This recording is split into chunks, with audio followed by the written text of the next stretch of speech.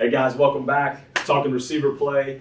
In this session, we're going to talk about developing a daily production chart for your receivers to track progress. I think as a coach, you're constantly trying to find ways to hold your guys accountable at practice. And I think, especially when I was a young coach, it was, really easy just to, hey, go in the meeting room and say, we got to get better at this, or hey, so-and-so, you're not doing this enough. I think you're dropping too many balls. Well, you got to have, to me, some type of way to show your guys exactly how they're performing and not just talk in just a flippant way with them. And so we want to create as many ways as possible an objective way to go about this as opposed to a subjective way. And so we do that by our daily production chart. And this is something that I've been doing for several years now, going on probably 6 years now.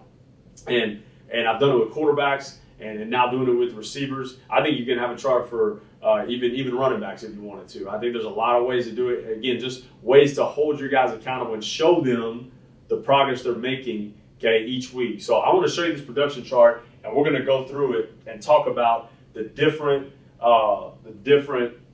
aspects of it, how we do it, and just to show you. So starting out, we chart this, every single practice, but we do it I'm only going to chart, all right, team and scale settings, So I only chart this, when we go against the defense. All right, if we're on air, I'm not really charting that. I'm only going to chart this whether it's a team or a scale setting, Now, we start this in spring ball. We start at day one, and then we keep a running total list, all right? And we just do it simply in an Excel. It's nothing fancy. We put in the formulas and stuff in the Excel document, and bam, you can pop this out. So, and I go through and do this because I want to grade every aspect of our receivers and get a good feel for who is having a good week of practice, who might be struggling, And again, this is another great tool, if I'm a coach, in order to show my guys, if I have a young man coming to my office, saying, Coach, why am I not playing? What can I do to get on the field? The numbers don't lie.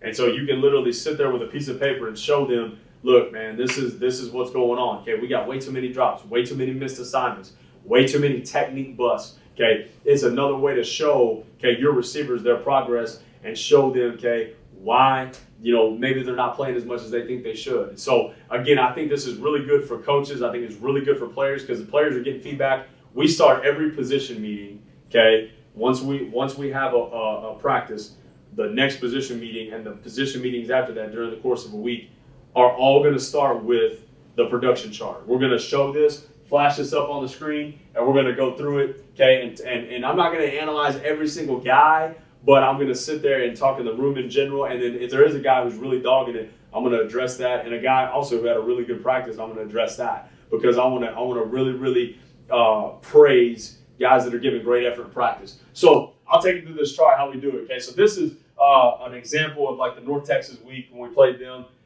Our weekly totals.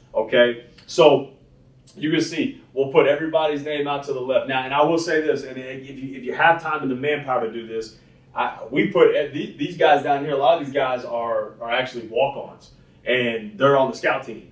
We production chart them as well. Now, if you have the resources to do that and the manpower, I think it's awesome. I think it's great because now those scout team guys, they know they're being watched, which all they want is a coach to watch them and evaluate them and give them a little bit of feedback, right? And they know, that they on scout team they can't dog it because they're in a production battle. And you can put maybe an award on that or a reward at the end of the week, but our scout guys know that we're watching and we're watching production as well, on the scout team end. So the first thing we're going to do is obviously we're going to look at our catch rate, So we're going to chart the number of catches and the number of targets, for each receiver. All right. So right here, Trevor Terry, you can see had 38 catches out of 46 targets throughout the course of the week. Pretty good job. Obviously, we're going to keep track of drops. Now, a couple of goals, just for us, We just over the course of time just kind of came up with these percentages that we wanted to attain for each practice, and for each week, Catch rate wise, we wanted to be above 80%. So that was, again, we felt like if you were above 80%, in a scale in a team setting, we felt like that was really, really high percentage. When the ball's coming your way, we felt like you were catching the ball at a very high rate. Okay. Then we started talking to the seniors last year. They wanted to up the ante a little bit, and they wanted to go 82%. Okay, so 82% was the standard, okay, for catch rate in the room. So you can see we were 84% as a group that entire week right there. All right. Now, LOE, I used to chart. That stands for lack of effort. Okay, I used to chart and just tally the lack of efforts I saw on tape, whether it was a loaf, if we're not getting off the ball, if we're not chasing the ball, if we're not blocking, okay, on the backside, if we got any type of loaf at all, we're jogging through a route, we're taking longer than 4 seconds, okay, to get through a route, okay, that was the LOE. But what we started doing is just turning that into a grade. So we grade our players' effort every single practice. So there is no hiding, okay? There is no hiding. We probably grade that the hardest. And keep in mind, this is after, here at Southern Miss, 3 years of doing this. So these percentages have come up a ton. It used to be really low, okay? But our guys understand how to practice hard. They get what it means, okay, to go hard and not have a lack of effort, okay? Not perfect, just like anybody, but our guys kind of have that understanding because it's being addressed every day. So the rule of thumb on this one, we wanted 90% or above. Now, the seniors, last year, they wanted to up the ante, go 92% or above, okay, on effort, okay? So that was it. But we felt like if we were hitting 90% effort and above, okay, we felt like we were giving tremendous effort at practice every single day. So, again, you're charting this. I even start to chart, a lack of effort. If a guy drops a contested ball and he's giving great effort trying to go snag a ball, great. But if he drops a wide open one, if he drops something, just underneath something that he should really have, I put that as not only a drop, I put it as a lack of effort as well, because it's lack of concentration, lack of focus. Okay, right there. All right. So we want our guys, again, to play with great laser-like focus throughout the course of the week of practice and be dialed in to what's going on, be dialed into their assignments, be dialed in to giving great effort. So we're going to grade our guys' effort every single practice, and then we're going to get an added total. So you can see we were 94.4%, and we included the walk-ons. We included the scout team. So the senior guys got kind of hot if they screwed that percentage up. So you've got your grade, your effort right there. You've got that 94%. Then we would go to technique bust, okay? So any technique bust, it was not a missed assignment. It was when we messed up a fundamental, okay? So we're playing against a press corner, okay? We don't L slam rip, right? We just release, okay? We don't use our technique. We get to the top of the route, we're really high, we reach the stick and we slip, okay? Technique bust, okay? We take our eyes off the catch. We start looking this way as we're catching the football, okay? Technique bust, okay? Even if we catch it, to me, that's a technique bust, okay? So anytime, so we're tallying those up, okay? You can see we had 71, okay? Throughout the course of that entire week, okay, as a group right there. All right. Then I also chart playmakers, okay? Anytime a guy makes a spectacular play, could be a great catch, okay? It could be a phenomenal block. It could be just a guy giving great effort, okay? If a guy's giving fanatical effort, usually we give him a playmaker right there. But again, this ties back to, okay, block, get open, catch the football, score, our job description.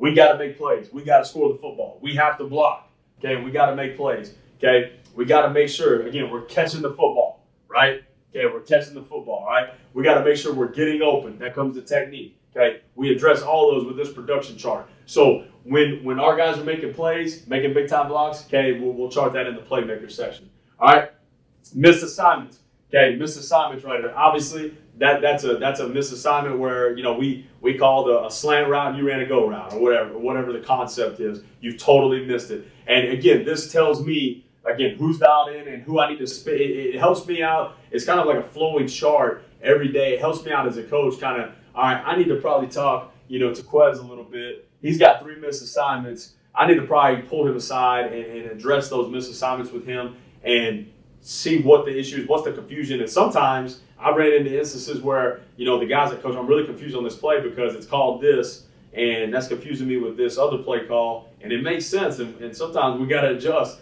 help our guys out, right? And it kind of brings to light something maybe you didn't think of. So we want to make sure that we are addressing those missed assignments with our guys right there. And then there's other instances where, like Quez right here, this particular week, we had him running almost every route he ran that week was some type of deep ball, whether it was a post route or go route. So his percentage is catch percentage naturally was going to be a little lower than normal. So again, you got to take into consideration those different aspects right there. But this is a great way that we've utilized every single week to show our guys progress, show our guys daily progress, and again, it provides great feedback and it holds players accountable. Okay, they can't hide. The numbers don't lie. Okay, if you jog through a route, okay, your percentage is going to reflect up here. Okay, and everybody in the meeting room is going to see it. Okay, we flash this up for everybody, so everybody sees Trevor Terry, Jordan Mitchell, Quez Watkins. They see those guys. They see their percentages. They see what those guys did the previous practice. Right there. And of course, you always got a guy who may want to dispute it. Always have those clips ready. I always got to cut up. Right. This influences the cut up. Okay, to show a lack of effort. Okay, to show a technique bust. Usually, that technique bust is going to correlate to your focus points. Okay, your missed assignments. Really want to hone in those, okay, showing on the cut up because usually that's a game plan. Again, talking during the game week, okay, that's usually a game plan type play that we're messing up that we want to go back and see right there. But if a guy has an issue with a lack of effort or something like that, always have those clips ready to show them and to give them that feedback. So this is a great tool we've used, and I hope it helps you out. I think it's something that you can utilize, in the future with your receivers and your position group. I think you can make one for quarterbacks, running backs. I think it can be something that you utilize even on the defensive side of the ball, and maybe it's something you're already doing. But this is a production chart we use with our guys to track that daily progress, hold our guys accountable, and to give them constant feedback of how they are progressing in our program. Not only from the top guys, but to the walk-ons as well. They're getting feedback too, and they're getting better because, again, one day they're going to be the guys that take over. Whether it's your freshman scout team guys, they're going to be the guys that come through your program, and they're going to end up being players for you down the road. You want to develop them as well, okay, not just only your top guys and your best players.